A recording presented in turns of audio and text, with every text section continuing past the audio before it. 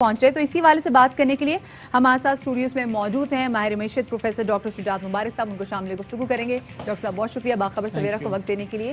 یہ بتائیے گا کہ ویسے تو جیسے پیٹرول کی قیمت بڑھتی ہے سبزیاں بھی مہنگی ہو جاتی ہیں, گوشت بھی مہنگا ہو جاتا ہے, پیٹرول سستا ہوا, ڈالر کی قیمت کم ہوئی, لیکن چیزوں میں ان کی قیمتوں میں کمی نہیں آئی, یہ ویسے ہی بڑھتی جا رہی, کیوں؟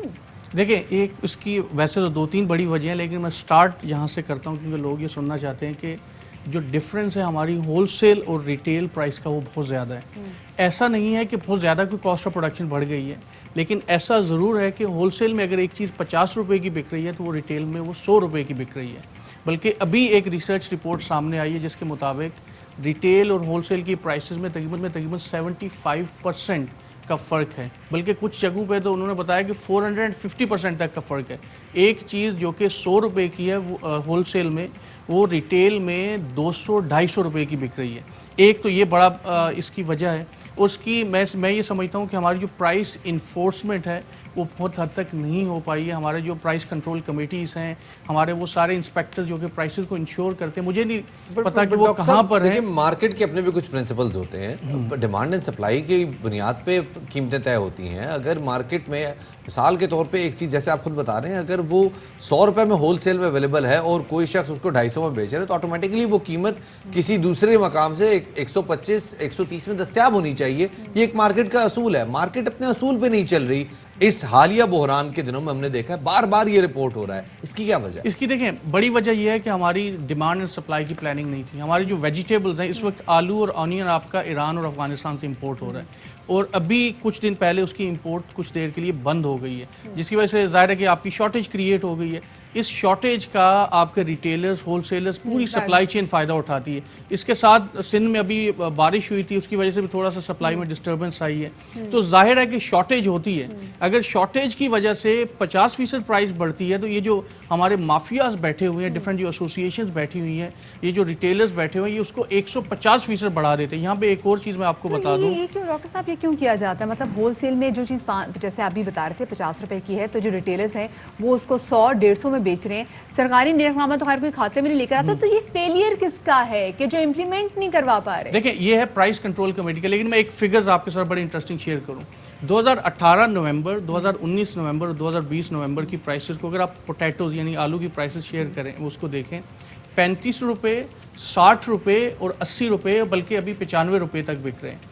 تو اگر آپ اور بھی بہت ساری پرائسز کو اگر آپ دیکھیں تو 2018 سے 2019 تک 395% بہت ساری ویجیٹیبلز میں اضافہ ہوا, اور ایگریگیٹ اگر آپ دیکھیں تو 48% انکریز آیا ہے ویجیٹیبل کی پرائسز میں.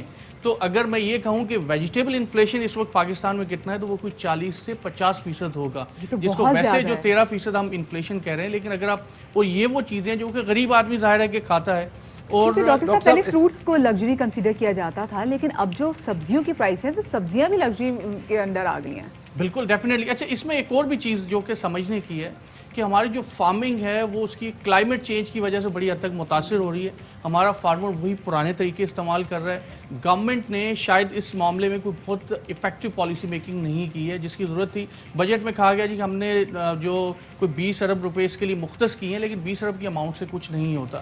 تو میں آپ کو ابھی سے بتا رہا ہوں کہ آئندہ جا کے جنوری میں دوبارہ سے یہ شارٹیج ایکیوٹ ہو جائے گی. اس کی 2-3 بڑی وجوہات ہیں کہ آپ کی امپورٹس ایران اور افغانستان سے اگر نہیں آتی ہیں, اور اس کے ساتھ ساتھ جو ہماری ڈومیسٹک یہ جو بارش کے اثرات ہیں آگے آئیں گے, پروڈکشن اور کم ہو جائے گی.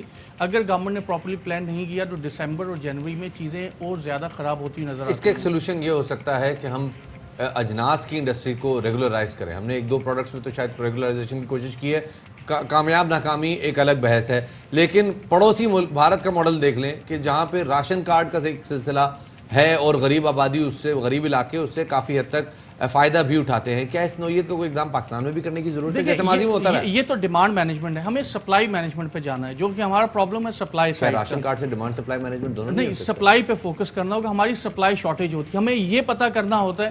ہمیں ابھی تک آپ کسی سے بھی پوچھ رہے ہیں, یہ پتہ نہیں ہے کہ ہماری ٹوٹل ڈیمانڈ فار پوٹیٹوز, ٹومیٹوز, دوسری ویجیٹیبلز کیا ہے, اور ہمیں کتنی امپورٹ کرنی ہے, کتنی ڈومیسٹک پروڈکشن ہوگی. آپ حیران ہوں گے کہ ہماری جو وولیٹیلیٹی ہے, یعنی کہ ایک سال اگر ہم 100 ٹن آلو پروڈیوس کر رہے ہیں تو اگلے سال 50 ٹن پروڈیوس کر رہے ہیں. اس حد تک वोलेटिलिटी होती है, तो हमें प्लान करके अपने डॉक्टर साहब, फार्मर को अब थोड़ा सा planning का आगे योगदान सवाल है यहाँ पे ये है कि हमारे मुल्क में ये सारी चीजें हो सकती हैं अगर रिसर्च बेहतर हो, अगर डेटा बहुत अच्छी तरह से उसको मेंटेन किया जाए, ना कोई प्राइवेट इदारा काम करे, बाहर की दुनिया में सारे प्राइवेट इदारे काम कर रहे हैं, और यूनिवर्सिटीज़ और रिसर्च इंस्टीट्यूट्स खुद सामने आते हैं और इस नोयत का डाटा इकट्ठा करते हैं, और ना सरकारी सतह पर कोई काम हो रहा है। क्या अगर डेटा बेहतर तौर पर मैनेज कर लिया जाए तो ये क्राइसिस मैनेज हो सकते हैं? डेटा मैनेज तो हो सकता है, लेकिन देखिए जो ये पब्लिक डेटा होता है इसके लिए बहुत सारे रिसोर्सेज चाहिए, गवर्नमेंट ही मैनेज कर सकती है। और या गवर्नमेंट की यूनिवर्सिटीज़, गवर्नमेंट के इंस्टीट्यूशंस बने हुए, फेडरल ब्यूरो ऑफ स्टैटिस्टिक्स है, स्टेट बैंक ऑफ पाकिस्तान की डेटा कलेक्शन की बहुत सारी यूनिट्स हैं।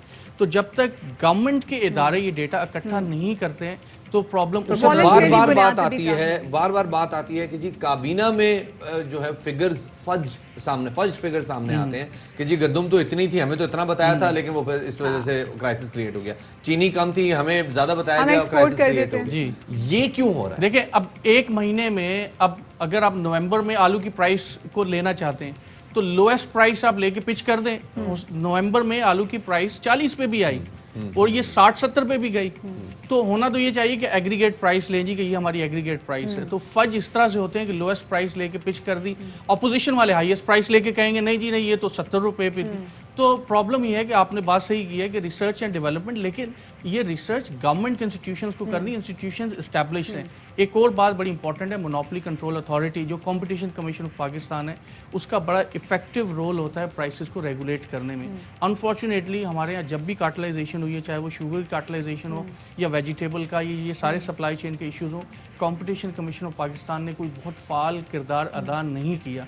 शायद अब ये टाइम आ गया कि हमें उसको रिफॉर्म करके बेहतर उसके बिल्कुल। किरदार को बनाने की जरूरत होगी, क्योंकि अब आवाम मजीद जो है उसको महंगाई की चक्की में नहीं पिसने दे सकते। बहुत शुक्रिया जी, डॉक्टर साहब हमारे साथ मौजूद थे। और शफात, मेरे ख्याल से यहाँ पर इसके वाले से बात हो रही थी तो एकदम मेरे जहन में आया कि वाई नॉट, मतलब क्योंकि टाइगर फोर्स के इतने जवान जो ऑलरेडी बाहर काम कर रहे थे और वो महंगाई को कंट्रोल करने के लिए में वॉलंटियरली बता काम कर रहे थे, तो वो क्यों नहीं ये रिसर्च जो है ये इकट्ठी करते? और क्योंकि ये होना बहुत ज़्यादा जरूरी है, क्योंकि हम रिसोर्सेज की बात कर रहे थे तो वो तो ऑलरेडी वॉलंटियरली बुनियादों पे काम कर रहे बड़ा हैं। कॉम्प्लेक्स प्रोसेस है। और जैसे डॉक्टर साहब ने बताया कि सरकारी इदारों को इस हवाले से बात करने की जरूरत है, सरकारी इदारों को बीच में उतरने की जरूरत है। True. और जो मोनोपोली के हवाले से किसी एक सेक्टर में कार्टलाइजेशन हो जाती है, चाहे वो चिकन हो, चाहे वो लाइव स्टॉक हो, चाहे वो सब्जियां हो, चाहे वो इंपोर्ट हो, चाहे वो अजनास हो, इन तमाम चीज़ों में हम देख रहे हैं कार्टलाइजेशन सामने आ रही है, विच मीन्स कि इदारे, गवर्नमेंट के इदारे अपना काम नहीं कर रहे। शफात, ना सिर्फ ये कि अपना काम नहीं करे बल्कि बहुत सारी जगहों पे बेखबर रखा हुआ है कि बहुत सारी जब चीज़ों पे हम देख रहे थे, वुज़रा भी बात कर रहे थे तो उनको नहीं मालूम होता। तो ये वो तमाम से चीज़ें हैं जहाँ पर